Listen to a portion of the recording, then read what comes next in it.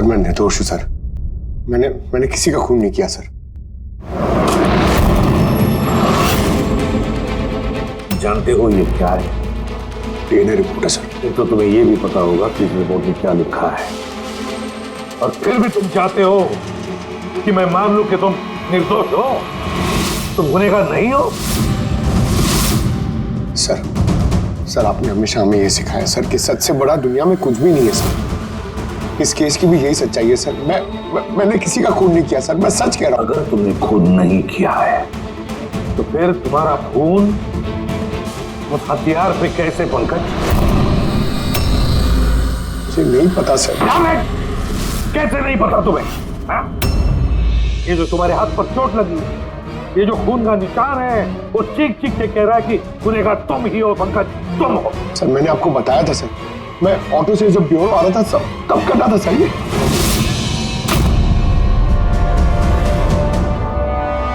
Sir ये भी हो सकता है कि कोई पंकज को फंसाने की कोशिश कर रहा हो। पंकज, इस आदमी ने तुम्हारा हाथ काटा था, शायद वही तुम्हारे खून का सैंपल लेके गया हो क्राइम सीन पे डालने के लिए। सर नहीं सर, सैंपल नहीं हो सकता उसके पास। उसने जैसे ही मेरा हाथ काटा था सर तो वो चला गया था और खून तुरंत नहीं आया था सर, थोड़ा टाइम लगा था।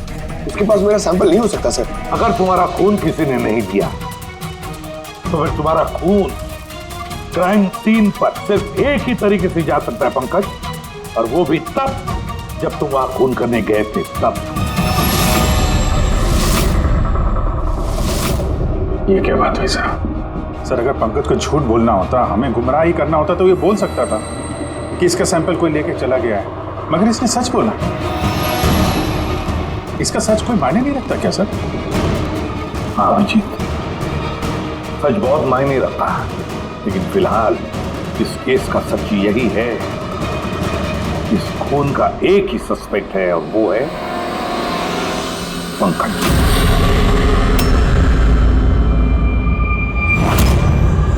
मैं तुम्हें सीआईडी से सस्पेंड कर रहा हूं।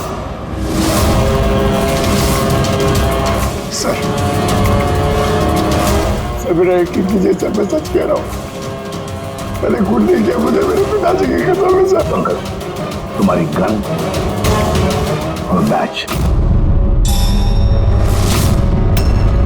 सर एक बेटा अपने पिता के श्राद्ध के दिन उसकी झूठी कसम कैसे खा सकता है सर? मैंने तुमसे नहीं पूछा फ्रेडी।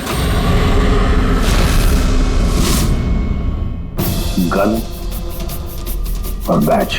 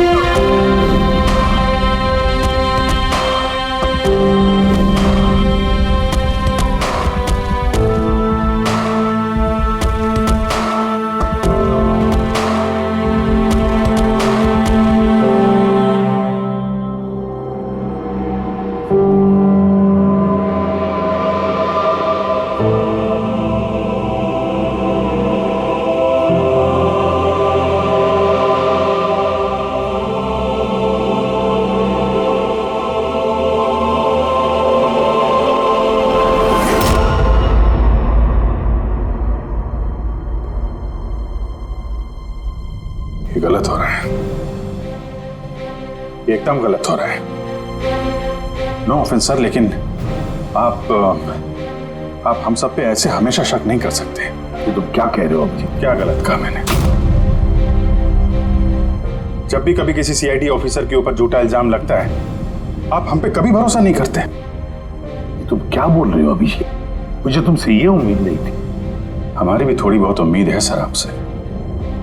आपके एक इशारे पे जान देने को तैयार खड़े रहते हैं हम लोग। तो क्या इतनी सी उम्मीद रखना गलत है कि हमारे बुरे वक्त पे आप हमारा साथ देंगे, हम पे भरोसा रखेंगे? तो क्या मैं साथ नहीं दे रहा? सच जाने की कोशिश नहीं कर रहा हूं मैं? सच के इस सफर में आपने कई बार हमारे आत्मसम्मान को चोट पहुंचाई है सर, हमारे फर्ज, हमारी वफादारी पे शक करके। जब मुझ पे झूठे इल्जाम लगे थे, आपने मुझ पे भरोसा नहीं किया था। और जब तक अभिजीत निर्दोष साबित नहीं होता, उसे जेल में ही रहना होगा। जब दया पे झूठे इल्जाम लगे, आपने इस पे भी भरोसा नहीं किया। मगर शायद आप ही एक बात भूल गए, एक बार आप पे भी ऐसा झूठा इल्जाम लगा था।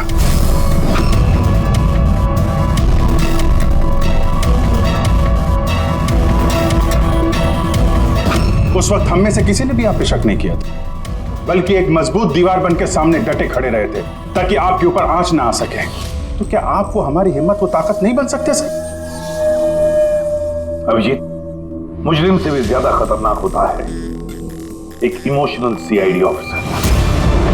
तुम इमोशनल बन गए हो अभिजीत। मैं तुम्हें इस केस से हटा रहा हूं।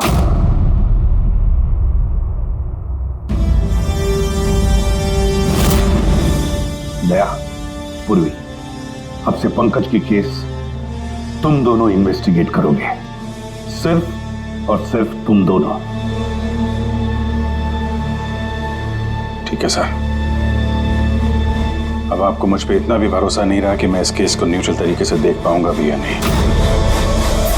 इतने साल की ड्यूटी का ऐसा मेडल तो किस्मत वालों को मिलता है। Thank you sir.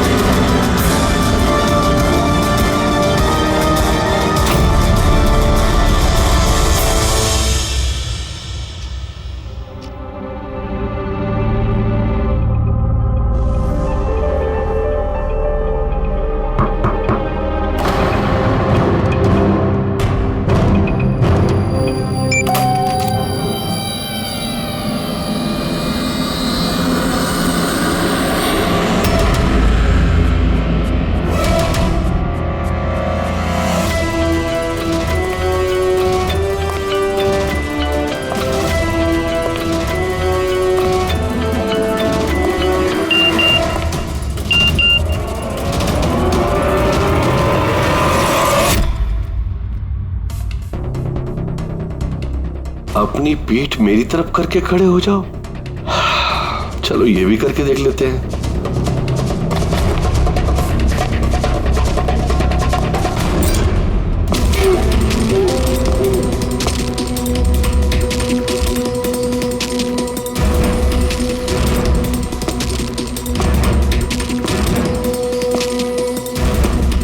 आप आ गए सर, मैं आप ही का इंतजार कर रहा था। आप देखिए वहां फाइल पड़ी है, उसमें पूरा फाइनेंशियल प्लान पड़ा हुआ है और मुझे पूरा यकीन है कि आपको बहुत पसंद आएगा।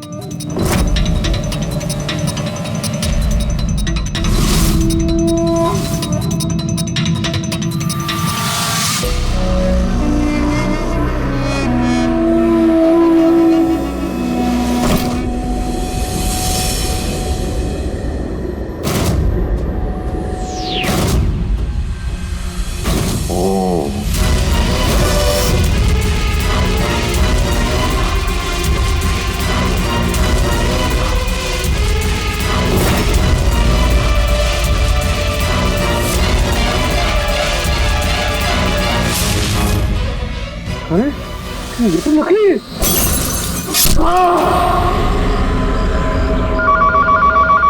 हेलो एसीपी प्रद्युमन है।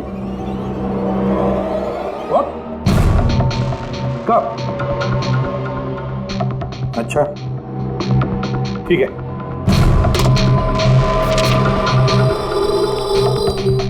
दया, अभिजीत, विक्रम विजय का खून हो गया। विक्रम विजय? वो हवाला कांड वाला सर? वही विक्रम विजय आज तक कानून से बच के भाग रहा था। आज उसका कत्ल हुआ, उसके ही घर में। एक न एक दिन तो ये होना ही था सर, इतने सारे दुश्मन पाल रखे थे उसने।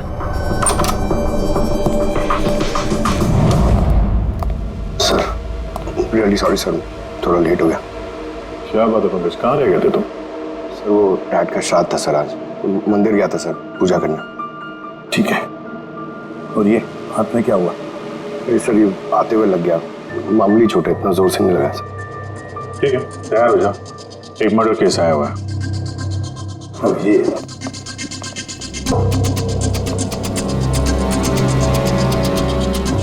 इसका मर्डर हुआ है बुरे, विक्रम विजय का।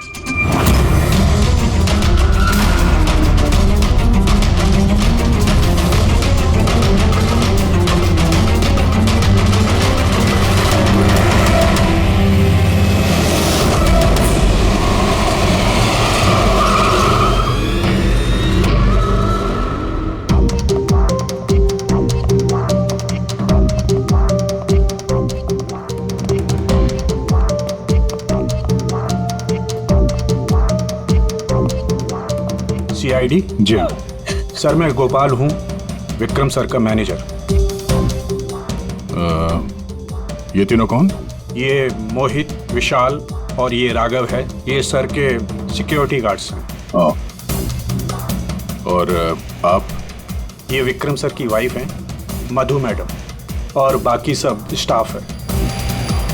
बॉडी कहाँ है? सर बॉडी अंदर है। ये गर्दन पे वार किया है, अब पेट और छाती पे भी मारा। वो नहीं पक्का करना चाहता था कि किसी भी तरीके से ये बचने ना पाए।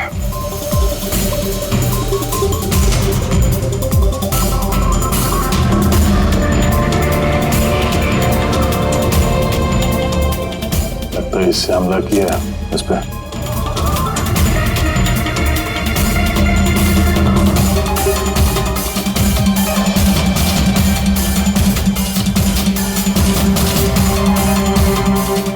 विक्रम के फोन पे आखिरी मैसेज किसी अननोन नंबर से आया।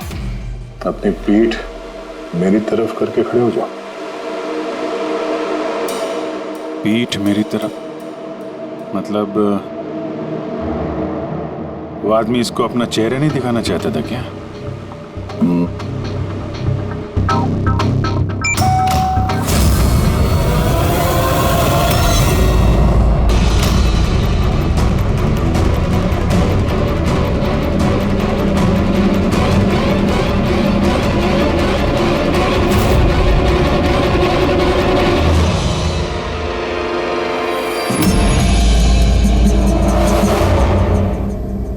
ये देखिए सर, उस दान में से मुझे क्या मिला है? Audio recording device. Audio recording device? इस कमरे में जो भी बात हो रही थी वो कोई सुन रहा था। सर मैं उसका नाम तो नहीं जानती, पर वो जिस तरीके से तैयारियां करवा रहे थे उस हिसाब से तो लग रहा था जैसे वो उनका बहुत खास क्लाइंट हो और वो सिर्फ विक्रम से ही मिलना चाहता था। ये क्लाइंट विक्रम के कांटेक्ट में आया कैसे? सर मेरी वजह से। उसने मुझे पहले कांटेक्ट किया था। वो विक्रम साहब का पूरा इतिहास बहुत अच्छी तरह से जानता था और विक्रम सर उसके इस होमवर्क से बहुत इम्प्रेस हुए और उन्होंने मुझसे मीटिंग फिक्स करने के लिए कहा। तो आप उससे पहले मिले थे? नहीं सर, उसने कॉल किया था और वो भी प्राइवेट नंबर से।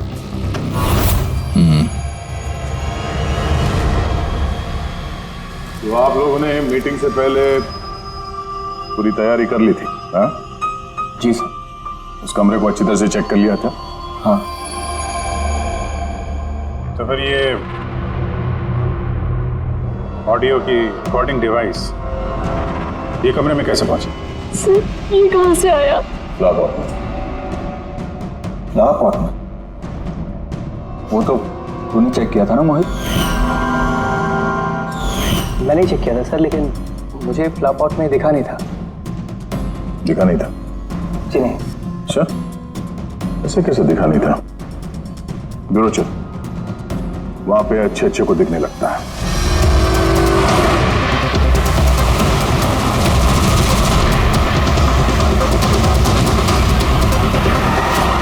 मोहित पे नजर रखना।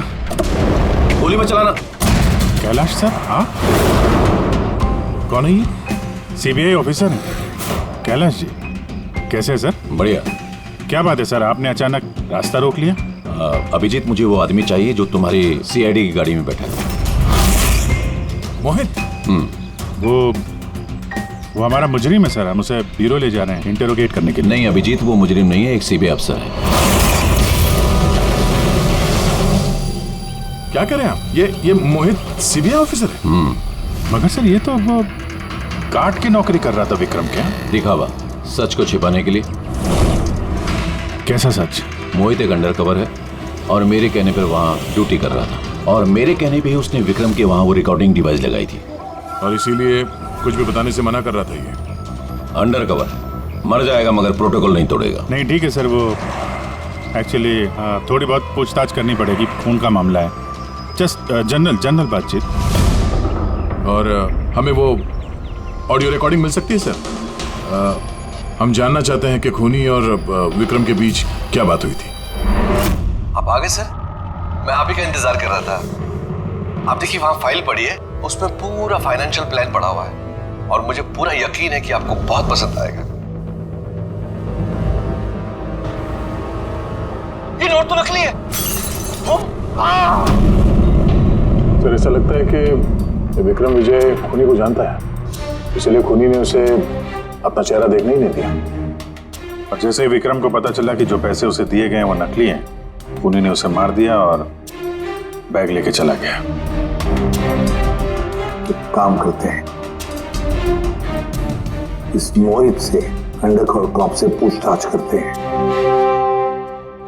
सॉरी सर, ये केस अभी तक बंद नहीं हुआ, इसलिए अगर मैं आप लोगों को कुछ भी और बताता हूँ तो वो प्रोटोकॉल का उल्लंघन होगा, विच I don't want.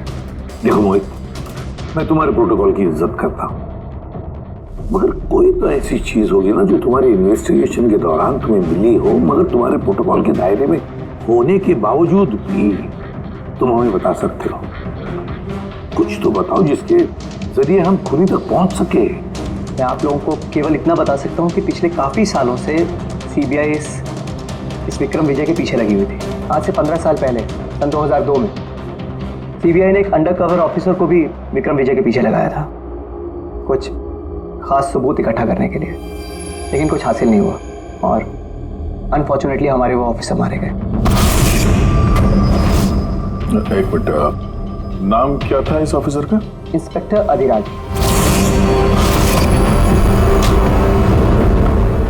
Inspector Adhiraj. इस बोतल पे जो खून है, इस खून में विक्रम की डीएनए के अलावा किसी और का भी डीएनए।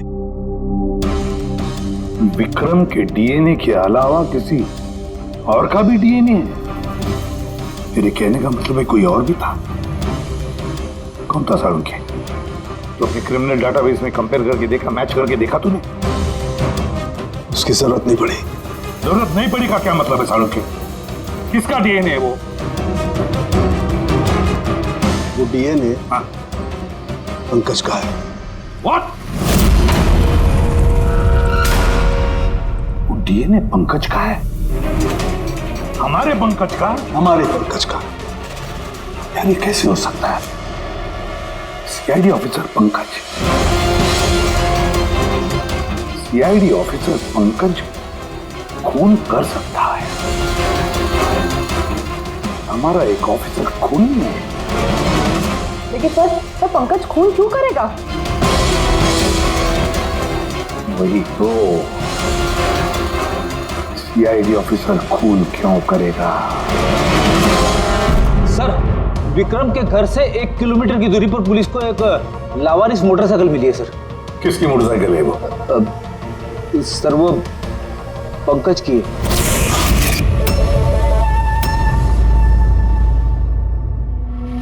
लगा मुझे। क्या मतलब?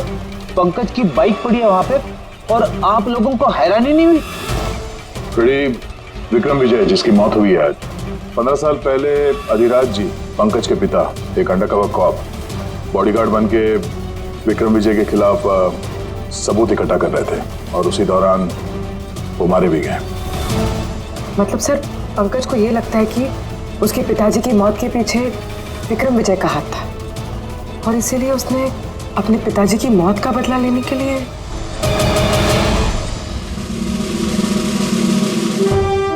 पंकज कहाँ है?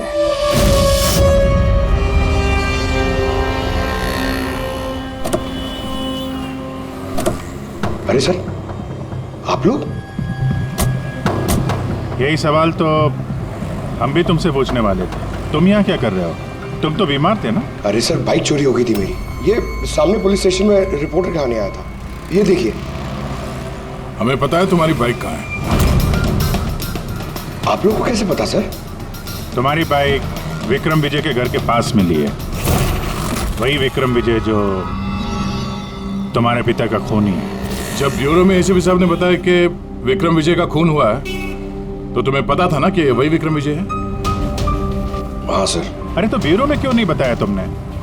तुम्हें बताना चाहिए था ना कि विक्रम विजय तुम्हारे पिता का खूनी है। सर, डैड का श्राद्ध था सर। मंदिर से ब्यूरो आ रहा था, उनके बारे में सोच रहा था, ये न्यूज आ गई। एकदम हिल गया था सर, समझ में नहीं आ रहा था क्या करूं। और ये हाथ जो तुम्हारा कटा हुआ है, एग्जैक्टली हुआ क्या था? सर, ये तो जब मैं मंदिर से ऑटो पकड़ के आ रहा था।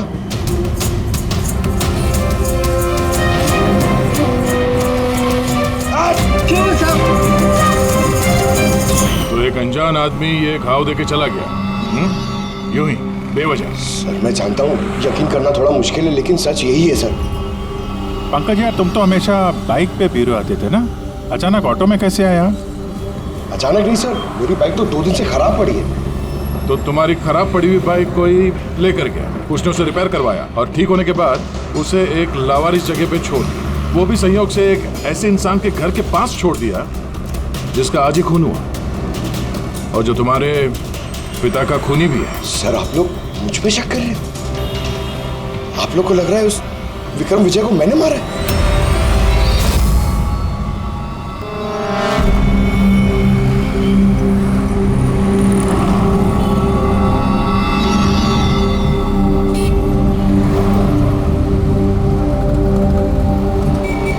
अगर ये पंकज अपने घर से विक्रम के घर पे गया होगा तो वो यहाँ इस जंक्शन से गुजरा होगा।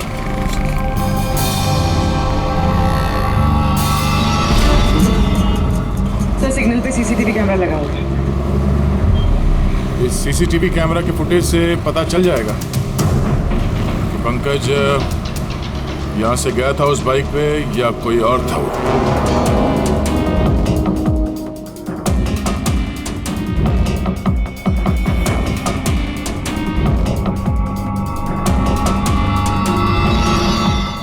एक मिनट रिवाइंड करना,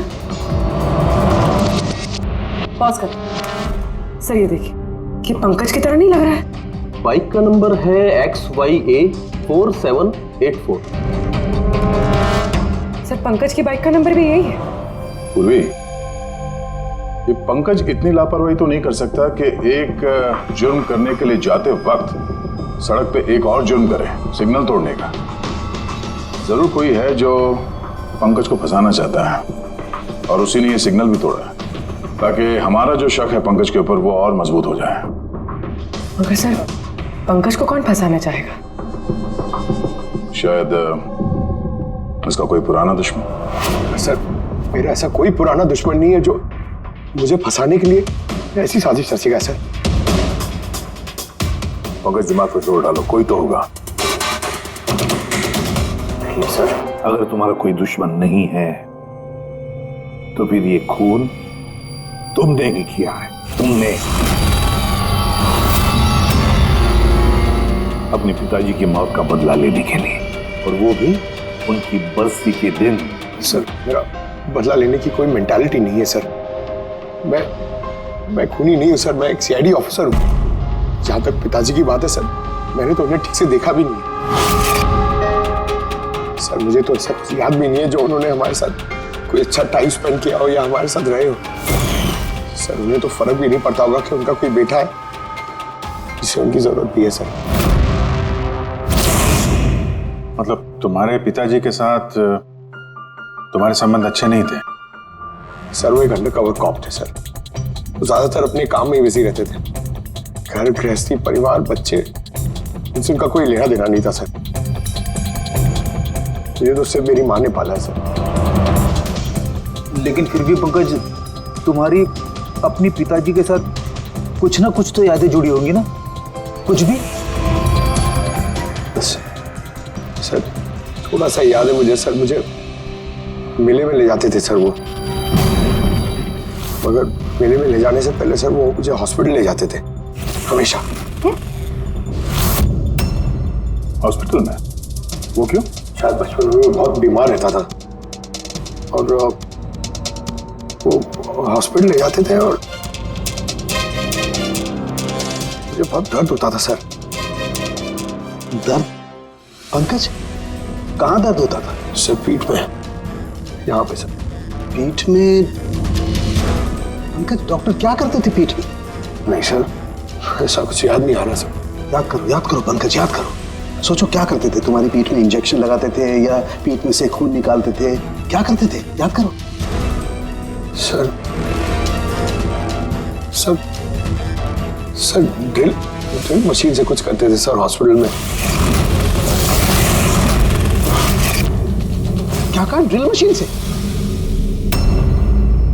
और उसके बाद तुम्हें पीठ में दर्द होता था? बहुत दर्द होता था सर। मैं हफ्तों तक सीधे बैठ भी नहीं पाता था।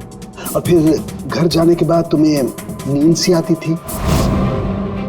कुछ अजीब सा लगता था? चक्कर आता था? हाँ सर। मेले में भी जब मैं घूमने जाता था तो नींद में ही रहता था सर। ऐसे चक्कर आते रहते थे सर बस।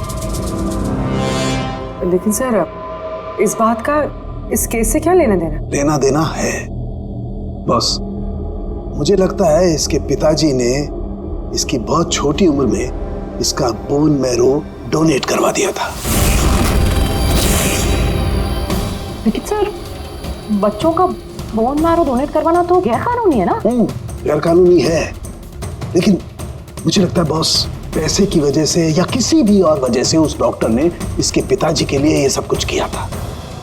वो ठीक है सर, लेकिन मेरी समझ में अभी भी ये नहीं आ रहा है कि इस बात का इस केस से क्या कनेक्शन है। कनेक्शन ऐसे है पूर्वी कि कई बार जब बोन मैरो डोनेट किया जाता है तो जिसे बोन मैरो डोनेट किया जा रहा है उस व्यक्ति को ह्यूमन काइमेरिज्म हो जाता है। ह्यूमन काइमेरिज्म? ये क्या है सर के साथ? यूं समझो कि जिस व्यक्ति को बोन मैरो डोनेट किया जा रहा है उस व्यक्ति के शरीर में 2 डीएनए पैदा हो जाते हैं। एक डीएनए वो जो उसका खुद का है ओरिजिनल, और दूसरा डीएनए वो जो बोन मैरो जिसका ट्रांसप्लांट हुआ है उसका। तो मतलब सर पंकज का बोन मैरो जिसे मिला शायद उसके खून में भी ये पंकज का डीएनए शामिल है। Exactly that. बस मुझे लगता है कोई बहुत ही खास होगा वो जिसके लिए पंकज के पिताजी ने ये सब कुछ किया। कोई ऐसा खास आदमी जो पंकज के पिताजी इंस्पेक्टर अधिराज के बहुत ही करीब था और उसकी मौत का बदला लेने के लिए उसने ये खून कर डाला। पर कौन?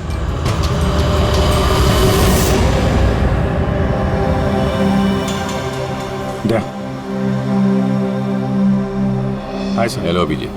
हाय दया, कैसे हो? गुड। सॉरी आपको यहाँ ऐसी जगह पे बुलाना पड़ा। अभिजीत, जो इन्फॉर्मेशन तुमको चाहिए थी वो ना तो सीआईडी ऑफिस में दी जा सकती थी और ना मेरे ऑफिस में। थैंक यू सर आपकी मदद के लिए। पंकज एक ईमानदार ऑफिसर है सर, और आपकी मदद से शायद हम उसकी बेगुनाही साबित कर पाए। अभिजीत, तुम्हें याद है एक खतरनाक मुजरिम था राका, उसको पकड़ने में तुमने मेरी मदद की थी, तो समझ लो मैं उसी का बदला चुका रहा हूं। दोस्ती में बदले नहीं चुकाए जाते सर। एक्चुअली हमें पंकज के पिता इंस्पेक्टर अधिराज जी के बारे में जानकारी चाहिए, जितनी भी आप दे सकें। आपने काम किया है ना इंस्पेक्टर अधिराज के साथ? हाँ दया, अधिराज बहुत ही ईमानदार अफसर था और बहादुर भी। मुझे तो ये कहने में गर्व होता है कि हमने एक साथ काम किया। सर एक्चुअली हमें ये पता करना था कि उनके अंडर कवर मिशन के दौरान उनके कभी किसी से कोई खास रिश्ते बने थे। I mean, कोई नया परिवार, ऐसा कुछ। अभिजीत, ये जो अंडरकवर की दोहरी जिंदगी होती है, मुश्किल होता है जीना। एक पुलिस वाला भी तो इंसान ही होता है ना, और उसे भी वो चौकट कभी कभी नहीं लगनी चाहिए जो वो लांग गए। मतलब उनको भी किसी से प्यार हुआ था? उनका कोई दूसरा परिवार भी था? हाँ, अधिराज की दूसरी पत्नी बच्चे को जन्म देने के बाद गुजर गई। और अधिराज जी की मौत के बाद इस दूसरे बच्चे का क्या हुआ? ये राज हमेशा राज ही बना रहा कि अधिराज ने उस दूसरे बच्चे को कहाँ रखा, कैसे पाला, और वो बच्चा कहाँ गया, कभी किसी को नहीं मिला। और ये जो बच्चा है दूसरी शादी से, क्या उम्र रही होगी उसकी? ये पंकज से कोई 2-3 साल बड़ा होगा। शादी पंकज की माँ से पहले हुई थी, पर बच्चा दूसरी बीवी से पहले हुआ था। शायद उसे कोई बीमारी होगी जिसकी वजह से अधिराज जी ने पंकज का बोन मैरो उसे दिलवाया होगा।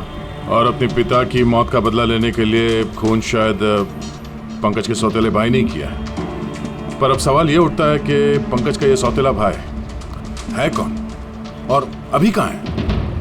मुझे कुछ अंदाजा हो रहा है कि क्या हुआ होगा उसके साथ। कैलाश जी, हमें एक मदद और चाहिए। इस अंडर कवर मिशन के दौरान और कौन कौन लोग थे आपके साथ, उन सब की जानकारी चाहिए, और अधिराज जी की पूरी कुंडली भी। अभिजीत, ये जरा मुश्किल होगा। जानता हूँ सर, ये थोड़ा मुश्किल है, लेकिन किसी की बेगुनाही साबित करनी है, और आप यकीन रखिए ये सारी इंफॉर्मेशन हमारे बीच में रहेगी, बस। ओके। अरे यार, और कितना इंतजार करना पड़ेगा? ये लोग टाइम पे आते क्यों नहीं?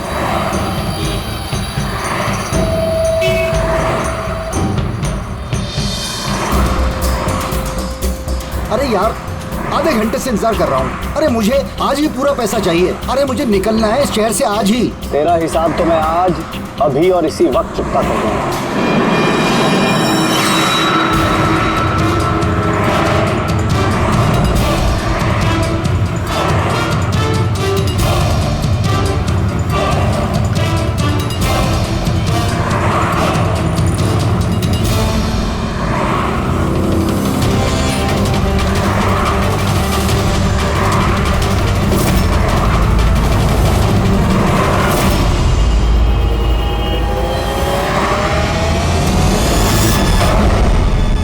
अकाउंट सीआईडी बंद करेगी। ये सर के सिक्योरिटी गार्ड्स हैं। नहीं अभिजीत, तो मुजरिम नहीं है, एक सीबीआई अफसर है।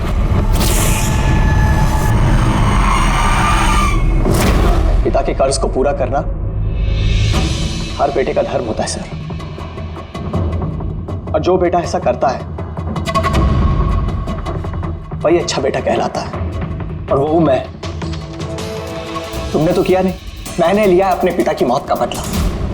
देखो मोहित, तुम दोनों के पिताजी इंस्पेक्टर अधिराज एक नेक, ईमानदार और बहादुर इंस्पेक्टर थे। क्या लगता है तुम्हें, उन्हें तुम जैसे मुजरिम बेटे पर गर्व होगा या पंकज जैसे ईमानदार सीआईडी ऑफिसर पर? तो सच बात तो यह है कि पिताजी को हमेशा से इस पंकज पर गर्व था, और प्यार भी वो इससे ही ज्यादा करते थे। मुझे तो उन्होंने अनाथ आश्रम में डाल दिया था सर, ताकि उनके दूसरे परिवार पे कोई आंच ना आ सके। वो ये बात बताती तो हमारे पास आई क्यों नहीं? मैं तो भाई हूं तुम्हारा यार, हम दोनों मिलकर पकड़ते विक्रम को, और कानून के रास्ते। नहीं चाहिए थी मुझे तुम्हारी मदद। हमारे पिताजी के कातिल को कैसे पकड़ना है और कैसे उससे बदला लेना है, ये सारी प्लानिंग मैंने कर रखी थी सर, बहुत सालों से। और यही कारण है कि मैं सीबीआई ऑफिसर बना, और ठीक हमारे पिताजी की तरह ही एक अंडरकवर ऑपरेशन पे गया इस विक्रम विजय के खिलाफ। लेकिन इस बार उसे सजा दिलवाने के लिए नहीं सर, बल्कि उसे खत्म करने के लिए। एक सीबीआई ऑफिसर होकर भी तुमने जुर्म किया। तुम जैसे लोगों की वजह से ही लोग कानून पर विश्वास करने से कतराते हैं। इस काम में केतन ने तुम्हारी मदद की थी ना? हाँ सर, केतन भी मेरे पिताजी के साथ काम करता था। वो भी एक अंडरकवर कॉप था। उसी ने मुझे सब कुछ बताया और उसके बताने से ही मुझे पता चला कि बचपन में मेरा एक ऑपरेशन भी हुआ था। और जब तुम्हें पता चला कि तुम्हारे खून में 2 डीएनए, एक तुम्हारा दूसरा मेरा, तो तुमने खून करके मुझे ही फंसा दिया। हाँ, और इसीलिए मैंने अपना खून बहाकर उस हथियार पे डाल दिया था और उसके बाद तुम्हारा हाथ काटा ताकि एक तीर से 2 निशाने लग जाए। मेरे दोनों दुश्मन, हमारे पिताजी का कातिल वो विक्रम विजय। हेलो कैलाश सर, मैंने विक्रम विजय के रूम में ऑडियो डिवाइस लगा दिया।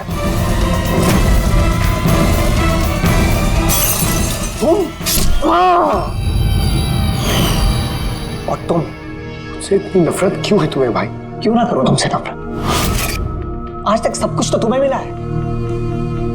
हमारे पिताजी का नाम, उनका प्यार, उनकी इज्जत, सब कुछ। और दुख की बात तो यह है कि ये सब कुछ मिलने के बाद भी तुम्हें इतना सा भी होश नहीं था कि हमारे पिताजी का कातिल है कौन। अगर आज मैं नहीं होता तो हम दोनों के पिताजी का कातिल आज भी जिंदा होता और खुला घूम रहा होता। और तुम्हें क्या मिला हुआ है? जेल? और खून करके तुम्हारे पिताजी को क्या मिला मरने के बाद? शर्मिंदगी? सर एक बात पूछ सकता हूं आपसे? आप लोग मुझ तक पहुंचे कैसे? क्योंकि मैंने कोई कसर नहीं छोड़ी थी सारे सबूत पंकज के खिलाफ करने में। मोहित, हम जानते थे कि पंकज ऐसा कभी नहीं करेगा। और रही बात तुम तक पहुंचने की, जब हमें 2 डीएनए के बारे में पता चला तो हमने तुम्हारे पिताजी इंस्पेक्टर रजिराज का बैकग्राउंड चेक किया। उसमें हमें पता चला कि उनका और भी एक बेटा है, तुम। और फिर बस हमने उस बेटे की पूरी कुंडली निकाली, मतलब तुम्हारी। और फिर सारा मामला समझ में आ गया। बहुत गलत किया तुमने मोहित, बहुत गलत किया।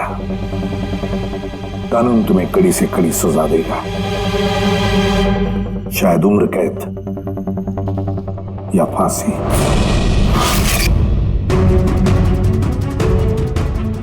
रेडी?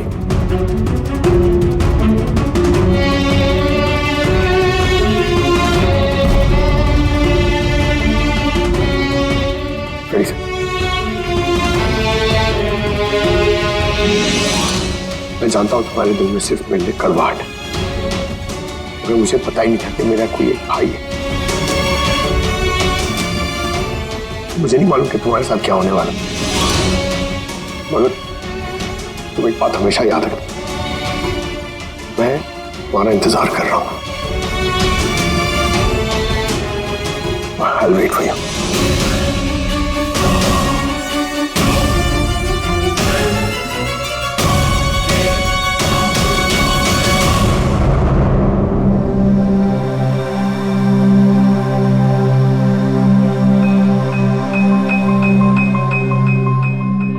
पंकज, देखो, तुम्हारे में ये जो अच्छाई है ना, इसे कायम जिंदा रखना, कायम।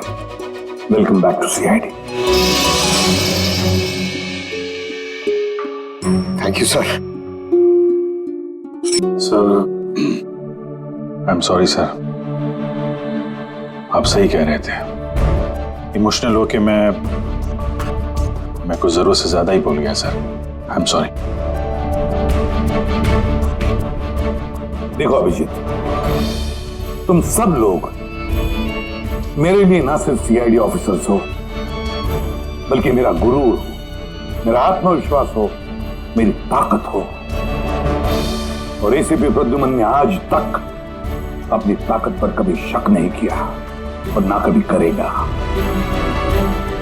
इम्तिहान की घड़ियां तो आती है और आती रहेंगी, मगर फर्ज की राह पर चलते वक्त अगर अपने बेटे पर भी गोली चलाना क्यों न पड़े, हाथ कांपने नहीं चाहिए।